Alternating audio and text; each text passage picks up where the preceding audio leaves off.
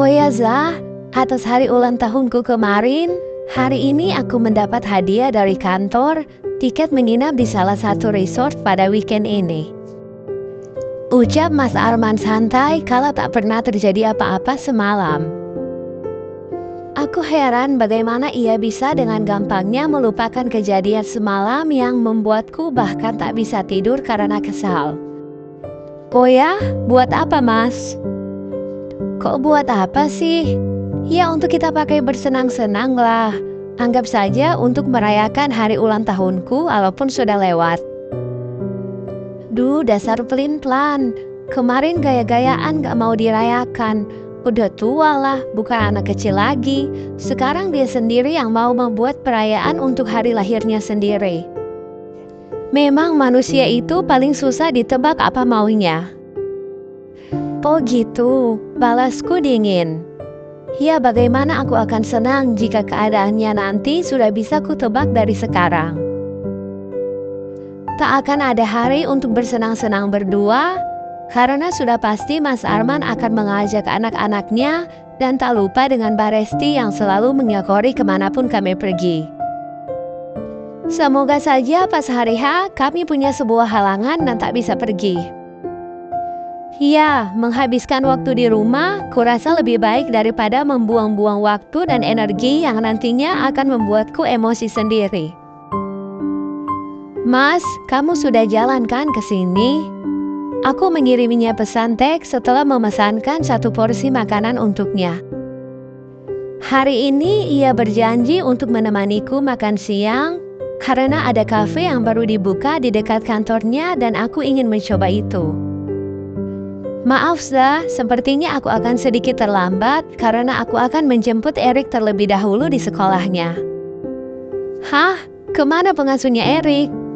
Apa Mbak Resti memecatnya kali ini supaya bisa melibatkan Mas Arman terus? Bahkan untuk perihal jemput-menjemput pun harus Mas Arman yang turun tangan sendiri.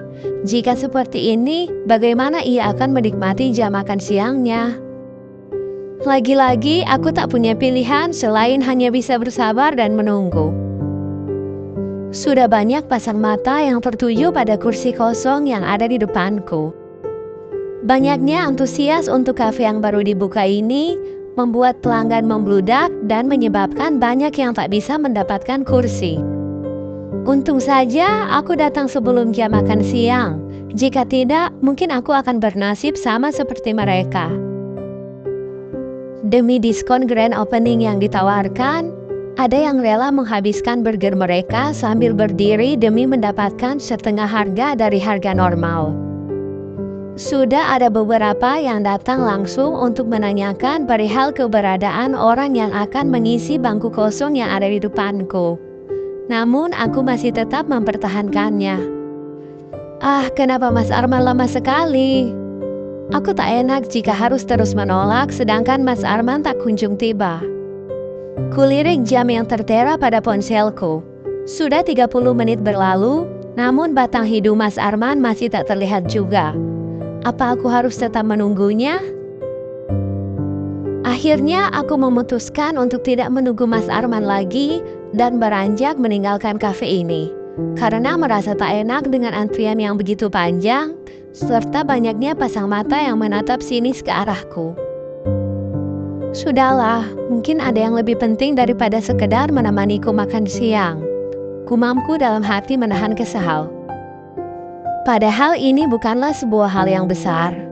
Aku hanya minta ditemani menikmati makanan favoritku. Apa susahnya? Hah, aku sangat kecewa mengingat ini bukan pertama kalinya. Padahal rencana ini sudah kubuat sejak beberapa minggu yang lalu saat menantikan pembukaan kafe ini.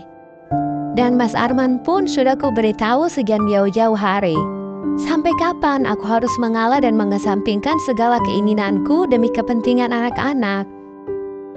Hingga saat kembali ke kantor pun, aku masih belum mendapat kabar apa-apa dari Mas Arman. Ternyata keputusanku sudah benar untuk tak menunggunya lebih lama lagi. Aku segera mematikan ponselku dan bersiap untuk masuk ke ruangan rapat untuk melanjutkan pekerjaanku. Banyaknya pekerjaan membuatku harus bekerja lembur dan berada lebih lama di kantor. Ini lebih baik daripada harus cepat-cepat pulang ke rumah. Aku terus menikmati pekerjaanku tanpa memperdulikan ponsel yang sudah kumatikan sejak tadi. Hingga saat pulang, betapa terkejutnya aku saat melihat Mas Arman yang tengah menungguku sejak tadi di depan kantorku. Apa aku tak salah lihat? Atau apa aku bermimpi? Tumben sekali ia melakukan hal ini untukku. Namun tanpa kupungkiri, hatiku terasa sangat senang mengetahui ia rela menungguku selama berjam-jam. Lain kali handphonenya jangan dimatikan. Aku khawatir loh, sudah jam segini kamu belum pulang dan tidak bisa dihubungi. Omelnya padaku yang tambah membuatku senang mengetahui ia tengah mencemaskanku. Haruskah aku membuatnya khawatir setiap hari? Hari libur yang dinantikan pun akhirnya tiba. Masih pagi sekali Mas Arman sudah membangunkanku untuk bersiap ke villa yang dihadiahkan dari kantornya. Awalnya aku sedikit malas untuk berangkat. Namun setelah mendengar Mbak Resti yang tak bisa ikut karena tak enak badan, aku tiba-tiba menjadi sangat bersemangat. Buru-buru aku langsung mengemas semua barang yang akan kami perlukan selama di sana. Apa kita tunda saja ya, Zah? Aku kepikiran kalau anak-anak nggak bisa ikut. Padahal tujuan utamaku agar anak-anak bisa liburan. Dan mulai lagi, seperti biasa, Mas Arman mulai memancing emosiku. Apa dia sebenarnya peduli dengan Mbak Resti yang sedang sakit? Haruskah kita membatalkannya hanya karena Mbak Resti tidak jadi ikut? Sebenarnya yang kamu harapkan anak-anak atau ibu mereka? Zal, kok kamu ngomongnya gitu sih? Aku lagi bahas anak-anak loh. Ya kalau untuk anak-anak, kan kita bisa tetap mengajak mereka. Yang gak enak badan itu ibu mereka, bukan mereka. Bukankah ini kesempatan bagus untuk membiasakan mengajak anak-anak tanpa melibatkan ibu mereka lagi? Aku tahu sampai kapanpun aku memang tak akan bisa menggantikan posisi ibu mereka. Aku pun tak berharap sepenuhnya begitu. Namun kenyataan Mas Arman dan Mbak Resti yang sudah berpisah itu tetap tak bisa dipungkiri lagi.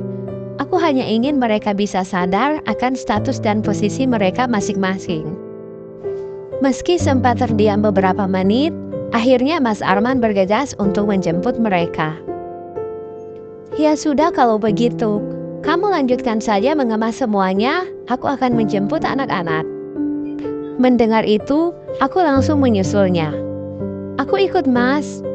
Jika dibiarkan pergi sendiri, bisa-bisa rencana kami benar-benar akan batal. Sesampainya di sana, aku langsung membujuk anak-anak dengan beberapa cemilan kesukaan mereka yang sudah kusiapkan sebelum menjemput mereka. Trik ini sangat manjur sehingga membuat anak-anak kegirangan dan langsung melompat ke arah ayah mereka. Meski terlihat sedikit berat, tapi Mbak Resti tak punya alasan untuk tidak mengizinkan anak-anak pergi bersama kami. Tak perlu menunggu lama, aku sendiri yang langsung memasukkan barang anak-anak ke dalam bagasi. Apakah terlalu kentara sikapku yang sangat bersemangat? Sepanjang perjalanan, aku memilih untuk duduk di bangku belakang bersama Evan, sedangkan Erik berada di bangku depan di samping Mas Arman. Ini posisi duduk yang pas untuk keluarga yang sebenarnya. Bukan seperti Mbak Resti yang maunya selalu duduk di samping Mas Arman jika semobil tanpaku. Mengingat kejadian itu membuatku sedikit jengkel. Aku yakin dia masih menyimpan perasaan untuk suamiku. Setibanya di villa, anak-anak terlihat sangat bersemangat untuk menikmati waktu liburan mereka. Tanpa menunggu lama, kedua bocah itu langsung meminta untuk menyebur di kolam renang. Mas Arman terlihat sangat bahagia dengan situasi ini. Benar kan feelingku selama ini? Mereka itu sebenarnya bisa tanpa ibu mereka. Hanya saja Mbak Resti yang maunya terus menempel dengan Mas Arman.